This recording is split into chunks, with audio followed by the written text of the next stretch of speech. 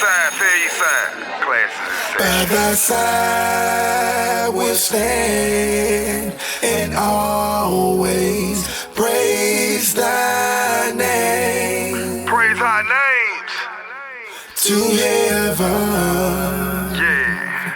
Lend our hearts and hands to help increase thy fame. The honor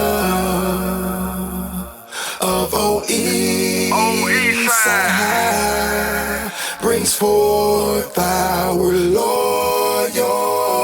Loyalty.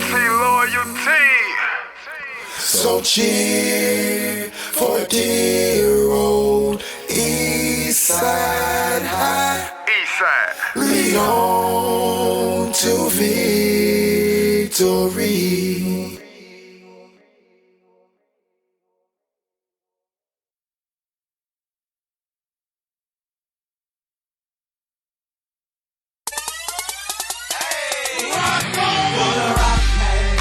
On the next episode of the Real East Side Story, get to know Mike the Rockman, and you find out who was the sound behind Montana the Mac, Lunch Million, the Get Rich Click, T-Rock, and the late great Bankroll Fresh.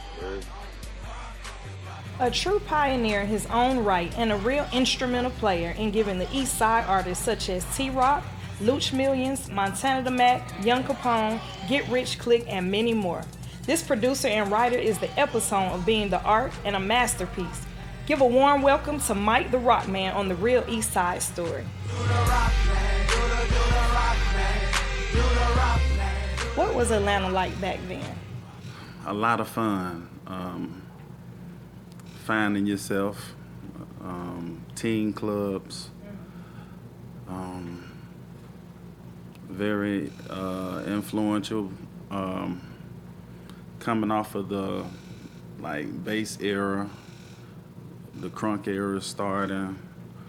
You got Trillville, you got Scrappy, you got SWAT Team, you got Crime Mob, and everybody's on the stage. And the DJ's playing their music, everybody's saying the words and, going crazy. And I finally made some good enough grades to be able to get dropped off at one of the popular clubs that was on the east side, called the Atrium, and it was an experience. And I don't know, I kind of was thinking to myself while being in the atmosphere, the people that's on the stage are making the noise and getting recognized, and I want to be one of them. I don't want to just be one of the ones paying and saying I went to the club and, back to school or, So I was like, man, I really like music to the point to where I want to learn how to do this, you know what I'm saying? So, of course, I didn't know how or what I would do to, pursue it, but that was just the first thing, just remembering going to the club and head buster and everybody doing the fist and Nuck give you buck, and I was like, you know what, I want in on this, you know what I'm saying? I don't want to just enjoy it from a fan standpoint, I want to actually be a creator. So I think that would best answer your question as far as how it was back then. So, okay, you going to the clubs, you seeing these people. Mm-hmm. Is that when you decided you wanted to produce, or was it a thing well, maybe I'll rap, maybe I'll produce, or you just trying to find out your way? When did you start producing? Right. So, yeah, at that time, like I said, I didn't know whether or not it was going to be rapping or producing, but I just wanted in. I wanted to be on that stage or have something to do with what was up on the stage projecting out to the masses. And, I was up at Columbia High at the time, and, one of my classmates, T-Rock, he was already like into like recording and stuff like that. So after school, he helped his grandma because he lived with his grandma, and he invited me over and stuff, and we kick it and play the games and stuff. And he was like, "Man, I put together some money, and I'm going to be going to the studio." So I was like, you know, okay. He was like, just come with me, man. Come check it out. So I was like, okay. He said he can rap and stuff. I want to go see.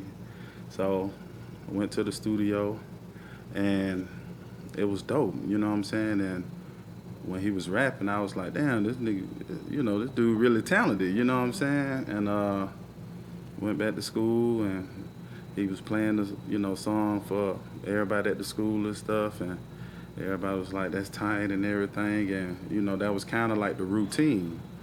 So one day after school, it was like a Friday, he booked studio time, we went to the studio, and when the engineer cut on the equipment, I went over and I started playing with the piano. And I kind of like made a little melody, and everybody looked up and was like, that's pretty tight, man. So T-Rock was like, yo, put what he just played in the beat and like, put the percussions and stuff around it. So that happened, and that became a norm. So every time we would go to the studio, I would like come up with the melody. The producer / engineer at the time, LOP, shout out LOP. He would make the beat around the melody. So summer came. LOP was about to go to FAMU, after the summer, and he said, I'm not gonna be engineering and doing the music here at the house anymore. I'm gonna be pursuing college and things like that. And so we was like, okay. T-Rock then was looking for another spot to record, and LOP had got my number from one of the previous sessions and was like, just kind of like called me out the blue during the summer and was like, hey man, come over to my house. So by that time I had started driving. I pulled up to his house and handed me a CD. The CD was Fruity Loop 3, FL Studio 3. And he said, man, take this. He said, when you get home, call me, and I'm going to walk you through how to install it, find the sounds, and, like, save what you done made with playing with the program. And he said, you'll figure out the rest, So came there, got the CD, got home, and I say within, like, a week of working with it, like, I became, like, good, like, professionally good. Right, so I guess we had a friend by the name of Rara, who soon became Young Capone, that was signed to So Def.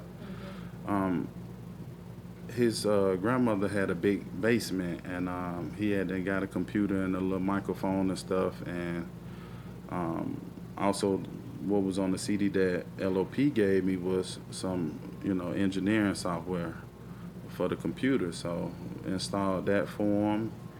And he was another guy that was like, he was under me and T-Rock, I think, or maybe him and T-Rock was in the same class, but, he was up and coming in the music as well. And he went to Columbia as well with us. And went over to his house one day, installed the stuff and got the microphone working and everything, and we went to work, So I'll say about time school started back, so that's like 2-3 months. From summer break, when school started back, we had a hit record, you know what I'm saying? And, so y'all worked all summer, basically? Yeah, for sure, yeah. Okay. So school started back. It was a Circuit City on Memorial Drive. I remember that, Circuit City. Yeah, we saved up $30, $40 to buy the big spender, 100 CDs. And, the record that we had created was I'm Hot. And, like, we're going to just press up every CD. We're going to take a Sharpie marker, right, Young Capone, I'm Hot on it, and we're going to pass it out at the school, you know what I'm saying, and see what happened. So, that first week of school, we did that, and like folks were requesting for more. Every grade, it was like, I heard that song, but they gonna burn me a copy. Can I, So we knew we had something, and they started promoting for the teen parties. You know what I mean? Again, the guy that was doing that was Smurf World, the promoter, and he was doing it for. Wallow and Lil Low, the neighborhood superstars. And so I remember him sneaking in Columbia, and he met me in the hallway, and he was like, man, I heard y'all song, man. Look, here go a VIP pass to come, straight in at the club, at the atrium. Ain't that something? And, Smurf is definitely a staple out here on the east side. For sure. And he handed me some flyers. He was like, now I'm gonna make sure you get in free, walk right in, but just kind of put the flyers and stuff out there. And I got y'all a song, so I'm gonna get it to the DJ to get it played and stuff like that. So I passed out the flyers. I had the VIP pass, and came the weekend. Linked back up with T-Rock because, like I said, Capone was like kind of closer to my neighborhood, and T-Rock was more so like Stone Mountain area. Like he, lived at his grandma's house, but he was from Stone Mountain, so he would leave Columbia Drive sometimes and go back to his old neighborhood, where originally from. So linked up with him, and he had then put together a group called the Heavyweights. And they was working on music and stuff. He had then found another guy to record him and stuff by the name of Taylor Boy. And so the music was sounding good and stuff, and they was rocking too, But we had the I'm Hot. Of course, T-Rock had got on that record too, because that's just our boy. And Taylor Boy actually recorded his verse on the song, and then Capone's, and so he was just real instrumental in putting this thing together and stuff. But once it hit the clubs, we had the Heavyweights going on, we had Young Capone going on, and like folks was starting to chant and sing our music, and I know that you know what I mean. Yeah, I realized like, damn, I'm starting to switch roles now, So, yeah. Okay, That's so like happened. as far as your influence, you feel like, I know I heard you saying going to the club, seeing the different artists, and you want that attention. So what would you say was your biggest influence to get into the music industry, or who? Well, for me, it would have to be SWAT team, because their music was like hard, you know what I mean? You had Scrappy, you had Trillville, and then later on Crime Mob and stuff like that, and they music was really good and everything, but like SWAT team was just like gutter. They had a song called We Hate Pastor Troy. Oh yeah. And it was just gutter, you know what I'm saying? And I was just like, man, like that's hard, you know what I mean? And I just wanted in. I just wanted to be like that, you know what I'm saying? So I didn't really know how it would happen, but it did, and so yeah, SWAT team for sure, AK, LT, Drama, Rock, and when they hit that stage and perform, like you knew, like these folks they ate some sardines, killed some roaches with some high shoes. They did and not come to I play. just related to it. You know what I'm saying? I'm not taking away from anybody else. You know what I mean? But you know, you just kind of attach yourself to what you identify with. You know what I'm saying? So I just felt their music more, and that influenced me to want to, you know, pursue music. You know. I always knew that like I didn't want to like go to college and stuff like that. I just wanted to like kind of find my niche. You know what I'm saying? I'm gonna be my own man. You know. I was really good at sports and stuff, but I didn't really want to do like the longevity, wear and tear on the body thing. And you know, even if I did go pro, you know, retiring mid 30s, 40, and have the body of a 60-year-old man. You know, exterior look good, but the way you feel, and you know what I'm saying. So it's a lot, you know, on you after the success and all of that. So I just felt like, man, I can do something that I can still make good money, live, take care of my family, and still make a staple and become something, you know. So I just knew 16, 17, you know, around 99, 2000, you know what I mean? Like, I'm gonna do this music some kind of way because this is what I want to do. Once I got that program, I did beats every day nonstop for shit till now, you know what I mean? So it was just a spark of interest, and it just became a career, you know. I just pursued it until it paid me, and here I am today, you know. Okay, so in comparison from back then to today, in order to break music, what were the avenues back then to break music? Because now we're in the internet era. We didn't have that right. We type got the of stuff back YouTubes and then. all of that now. Right. Yeah, it was really hands on. You know, you had to have some type of connection or friendship with either the promoter or the DJ. You know what I'm saying? Because they the one controlling what get played to the audience. So, you know, I paid attention to that. You know, the people going up on the stage, and maybe security tell them no, you know, because the DJ will see, and like I don't, you know, want to be bothered, or you know, somebody go up there, and next thing you know, they hand them the CD, and you see him standing there with the DJ, and then he say this such and such song, and you know. So I kind of, you know, from being in the crowd, just kind of watched, you know what I'm saying? I just really wasn't participating and getting drinks and trying to holler at the girls. I was really watching the flow of like how things work, you know. And that's kind of like how I knew, like, man, this might be something that I can do, you know what I'm saying? It's just about who you know, and, you know, having that product, you know what I'm saying? So, yeah. For sure.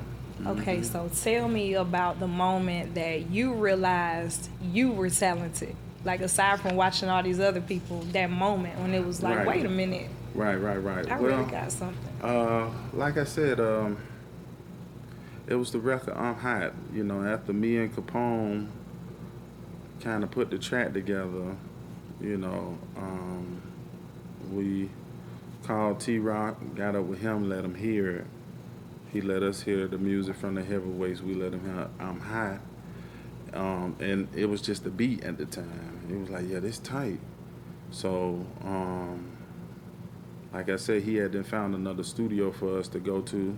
Even though we had the one at Capone's grandmother's house, he had somebody who had a more professional setup, you know, still in the house, but just, you know what I'm saying, better equipment, this, that, and the other. So, you know, that's why we decided to go record it over there. But yeah, after Capone and T-Rock and Taylor Boy, you know, laid their vocals and stuff, and we went to the club that weekend, first week of school,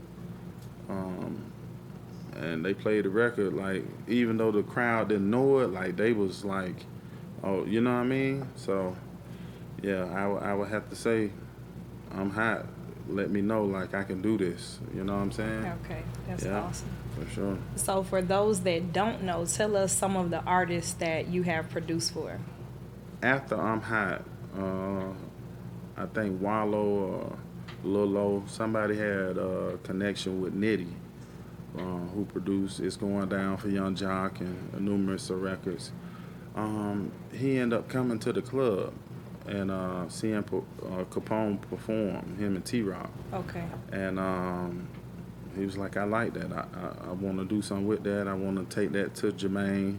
You know, let's put it together. Let's get the paperwork done. And, you know, let's see if we can get a situation. And he ended up getting signed. Capone did.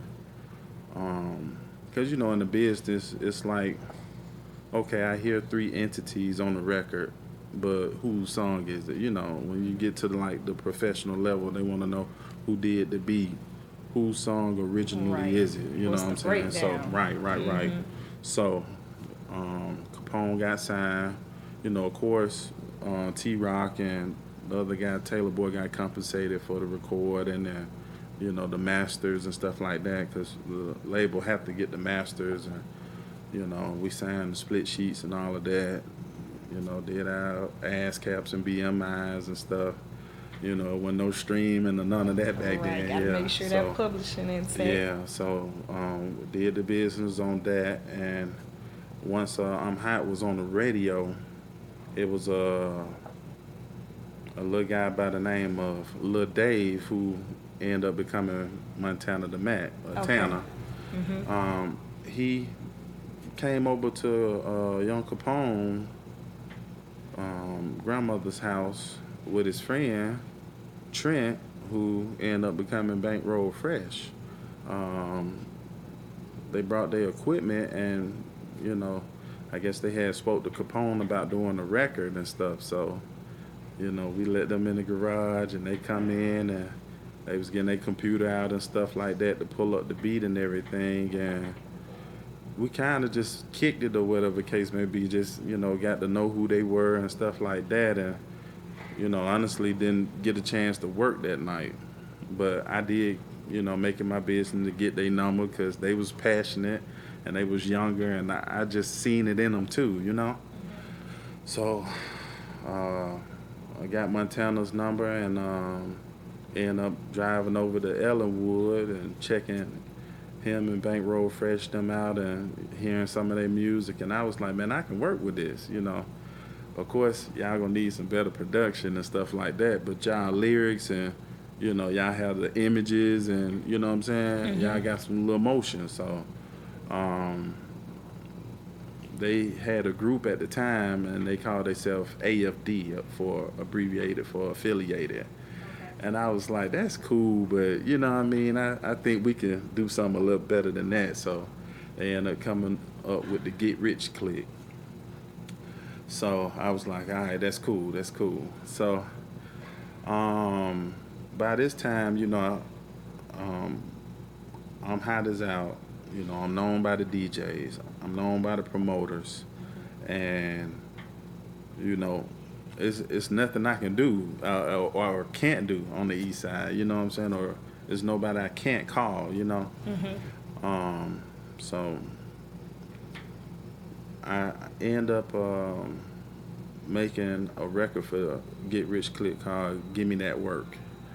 Now, this is around the time when, like, the snap era started coming in. You know, you had the crunk, and then it was, like, kind of mixed with the snap music, too. So, you know, you had the Lean With It, Rock With It, all those type of records out at that time. Right. Yeah, so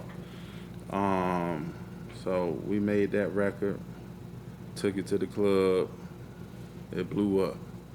And I mean, it blew up hard, you know what I'm saying, to where they instantly got recognized, and, you know, the crowd attached the record with the group. So, you know, they had popularity. And, you know, Capone was like, man, I see what you're doing with them, man. That's tight. Like, I like it. I love to do some records with them. You know, let's put it all back together, you know what I mean, and make it count. And during those times of me breaking Get Rich Click, I ended up meeting DJ Pretty Boy Tank and Luch Millions. Okay. So with Pretty Boy Tank, he was basically DJing at all of, I guess, like the teen club functions that Luch Million was putting together and stuff because he had an investor at the time, and they was throwing teen parties too, along with Smurf and Lil Lo and Wallow, the neighborhood superstar. So, and I apologize. I leave any other team promoters out. I'm just telling my story, so y'all bear with me. But so yeah, I end up meeting Luch Millions, Pretty Boy Tank. Tank ended up coming to the studio. Luch ended up coming to the studio, and Luch was basically like, I got a real studio where we can make some music at, and I got investment, and also, I'm pretty good at like working the social media stuff. So we didn't know nothing about none of that stuff, And he was like, man, we need to, if I'm gonna be a part and help, we need to do like a photo shoot and like kind of like brand ourselves so folks really know who we are when we approaching and everything. So he kind of helped us for us like attaching the face with the song. The press kit. Exactly, yeah, Mm-hmm. yeah. So still working. Our plan was to put together like a whole mixtape, and at the time it was Montana, it was Luch Millions, it was T-Rock's cousin, Dirty Red, and we had Hustle Man, Hustle Man Tank. So now we were working with Fresh also, but Bankroll Fresh was a little younger, so he'd get on a couple songs here and now, but those were like the primary at the time. So one day Luch came to the studio and pulled me outside and was like, hey, I got my investors to rent out a space, and we're gonna name it Club Platinum. And I was like, dope. I was like, where is it? He was like, it's across from, the old Avondale Mall. So I was like, okay. So they end up opening up Club Platinum. So, now Luch got Now you access got to a his real own platform. club. Right. Yeah. Okay. So he was like, let's get all the boys together once, they get everything straight in the club. I'm gonna have it to where they do a upstairs area and build it out for like studio equipment. He was like, get your equipment, come to the club, bring the boys with you. I'm gonna meet y'all there, and we gonna work, just to switch up the environment. And we went there, and we was all just sitting there while I was hooking up the equipment, and just like, man, we got the clubs, but like we need to have that record. Like we got to kill them and keep it going. Right now we got everybody waiting on us to drop. You know what I'm saying? And I end up coming up with a melody once I got the equipment on, and dun dun dun dun dun dun dun dun. So, long story short, I end up creating the record Bunny Hop. Okay. And, I put the hook on there, slide, pop, lean, rock, everybody stop. And Montana was in the background, and he was doing like the, a little dance. He was like, that's going to be the Bunny Hop. Like how Super Mario looked on the Nintendo cartridge. And he was doing the little hopping on one foot.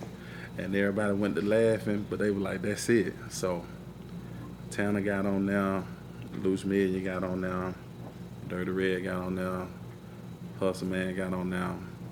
And I think DJ Pretty Boy Tank didn't DJ the club that we took the record to break it.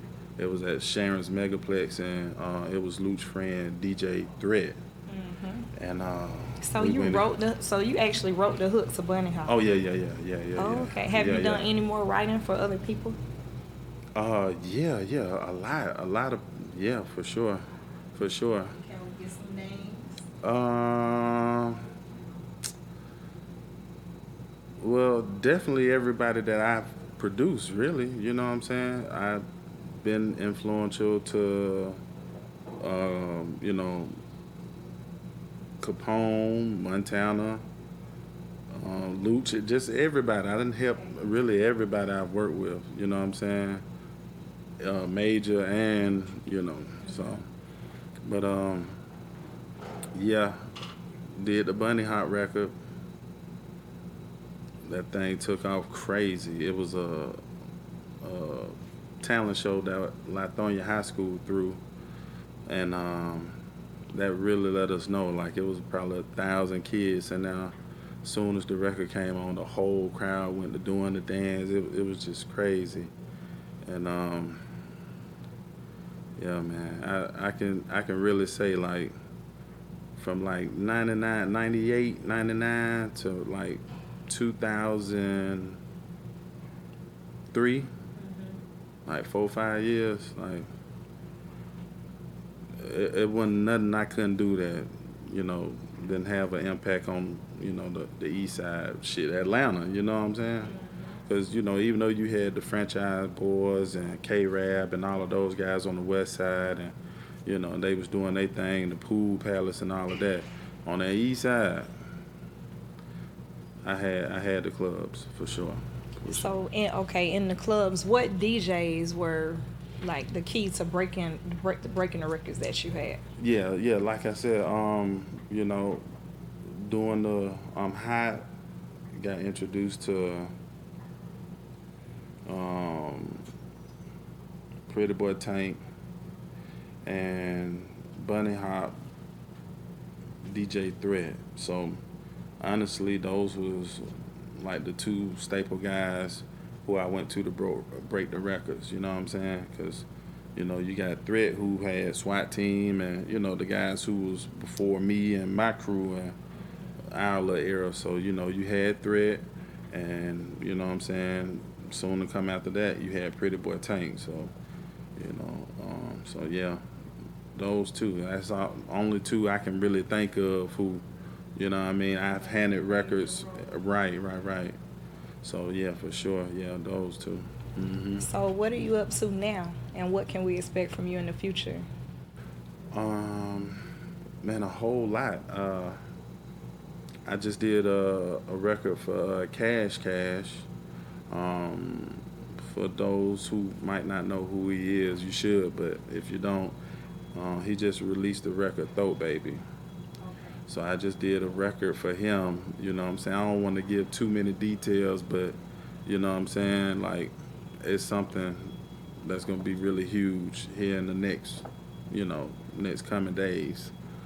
But man, this interview is full of people that are coming in and telling their stories, and it's just crazy because these are folks that I looked up to, and just everybody play a big part, and just me going to the club and seeing these guys inspired me to become who I am. And I done worked with of course the guys I mentioned, Capone, T-Rock, Montana, Luch, but then after that, I end up bringing Montana out of the group and did the Rock On for him. And after that, I ended up meeting Gorilla Zoe and did Money Man for him. And I ended up meeting Shawty Low and did the Dash Shawty Low, the record with the kids on it, did that for him. And ended up meeting Future, and I knew Future from Columbia. He was in high school with us, but reconnected with him and did the stand on, the Dirty Sprite. A lot of records for Walker, Slim Duncan, Gucci Man. So, you know what I'm saying? Everybody. Just from being a kid, going to the teen club, looking up to groups like SWAT Team and A Damn Shame and, Pastor Troy, Sammy Sam, that whole little era, and Camp, all of that, and just not wanting to be a fan, just wanting to contribute to, the culture, you know what I mean? and working towards it, and For look at sure, you now. for sure, That's yeah. awesome. For sure. Well, we thank you so much for coming and telling us. This is very, very, very enlightening to learn some of these sure. people that you don't work with and how it all came about. Yeah. And this is just brief. I'm pretty sure you guys are gonna come back and maybe do like a producer segment where it's really a chance to be intimate and kind of get more into things. You know what I'm saying? As far as like how things transition, but no, it was definitely a pleasure, and you know, I'm definitely one of the youngest pioneers on the east side. You know, before your Zay Tobins and um, what's his name, drummer boys and folk like that. You know what I'm saying? When it came to like that underground club, I was the man. I was the UGK of Decatur, the east side, for sure, for sure. So, I appreciate y'all having me. I wish I can get more into detail, but you know, I feel like for those who watching this will be able to say, man, you know, if you round that 25 to 35 range, you know some of these records that I named. If you was in the club, if you was a knucklehead, you know what's going on for sure. And you definitely done heard the Mike the Rockman tag on numerous of beats if you've been listening to music and, you know, following what's going on. So, for sure. So, yeah, it was fun, and can't wait to come back. You know, it's so much more. So. Okay, can't wait to have you back. Thank you again. Right now.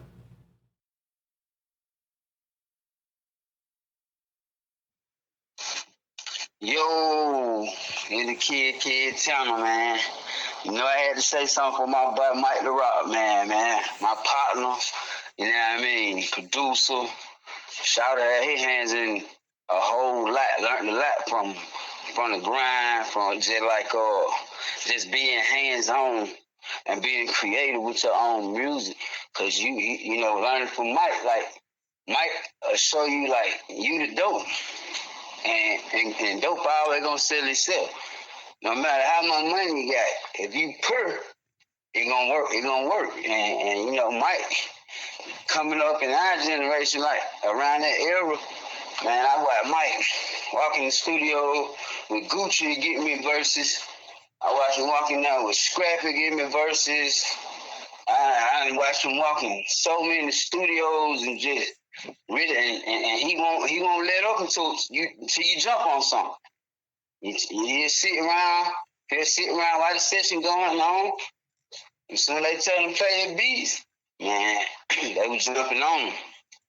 From Shawty Low to Gucci to Young Capone, well, you know, Dope Butter Rock, me, man, did his thing. And then, you know, I was still supposed to be in high school, like when we did the first record, to do the Bun Hop back in the day. But, you know, Mike, we actually grinded that record, and it came like one of the hottest in the city. But I think, man, you gotta salute him. You can't count him out.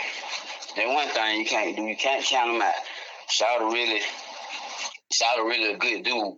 You know what I mean? And you can learn a lot from Big Bro, man. He do his thing, man.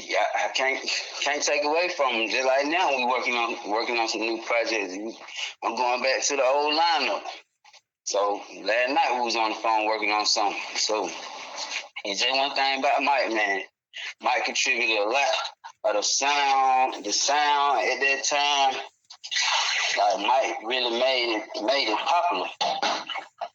And then he was dropping something on everybody. But he just had a distinctive style and sound. Like, I don't care who it was. You can pull the bigger producer up.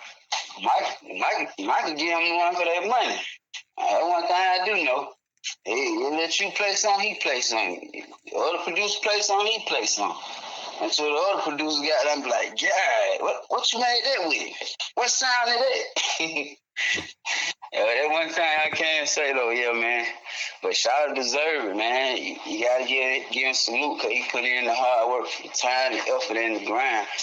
And that one thing that I salute him. You know what I mean? Respectable man. And, you know, we all done grow from our situation. And to this day, he always gonna be a personal partner of mine, even when we start doing the music. You feel me?